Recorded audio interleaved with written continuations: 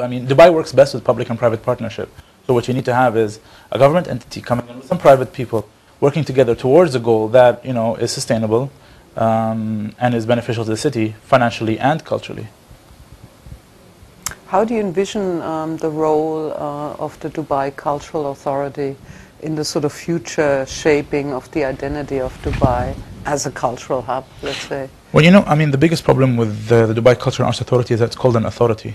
Because we are an authority. We are an authority, but really, I mean, I say we are a facilitator, which is why recently we've rebranded to just Dubai Culture. Yeah. Just so people know that we're not really interested in deciding what is right and what is wrong and who should do what. We're interested in allowing people just to think, which is exactly exemplified by a project like Quoz. We're not going to tell you that we want 15 galleries and 25 artists performing this kind of work, Orientalist or calligraphy or anything like that. We're telling you, I'm allowing you to think and to react. You've never been able to react to Dubai before because the facilities were not available. Now they're available, and I'd like to work with you. I'd like you to think, and I'd like you to tell me what you think, and I'd like you to converse with me, and I will converse back at you. And so that is the role of the Dubai Culture and Arts Authority, is to be a Dubai Culture and Arts facilitator. In a sense that they would sponsor various activities, or... It's not necessarily sponsor. Sponsor is a very, you know, one-sided way, but it's also to facilitate.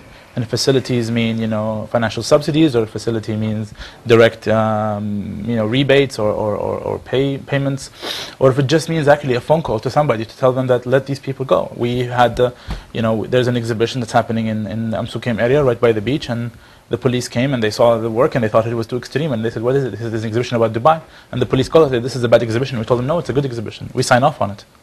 And so this is also facilitation. I mean, no money can replace that. You know, the miscommunication between, you know, a police patrol car and an artist. I mean, who does that role? We do it as well. Because the police trust us that we, you know, we care for Dubai and want it to be represented at the best form. And the artist believes that we understand his message and that he is not actually, you know, criticizing or anything, but he's actually talking about, you know, his reaction to Dubai. And a reaction can be whatever it is. It's not a critique, it's just a reaction. And things shouldn't be viewed in black and white so much. Should be viewed in shades of gray. But what about criticality or art as a critical tool? I mean, what about it?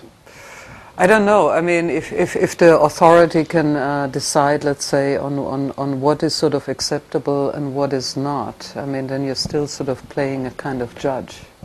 Yes, but I'll compare this to the debut of the national newspaper in Abu Dhabi. When the national newspaper came up, a lot of the international journalists said, the national will have no credibility. And they said, why? So the national is not going to go and cut deep into the issues that matter to the, that are really, you know, wrong with the UAE. And that has not been the case. I have personally written about labor workers and their plight. But what the national does not do, which I applaud them to, is not conduct investigative journalism. Because that's just sabotage. It's just sabotage. It's coming in with an agenda to go and... What I'm interested in people to come to Dubai and not look at it from a, you know, from a pseudo-colonial or a mercenary point of view and being, what is this social phenomenon? I'm interested in it, but I want to view it as the other, you know. I'm interested in people saying, you know what, there are people who live in this country and they do not come from this country and they have a vested interest in it probably as much as the Emiratis.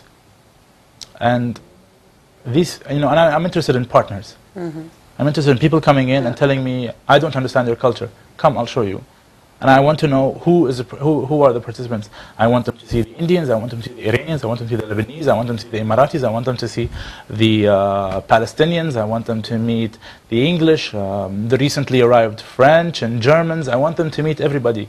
And I want them to know how Dubai is a living organism and it's not a cube that does not move. And that's what I'm interested in.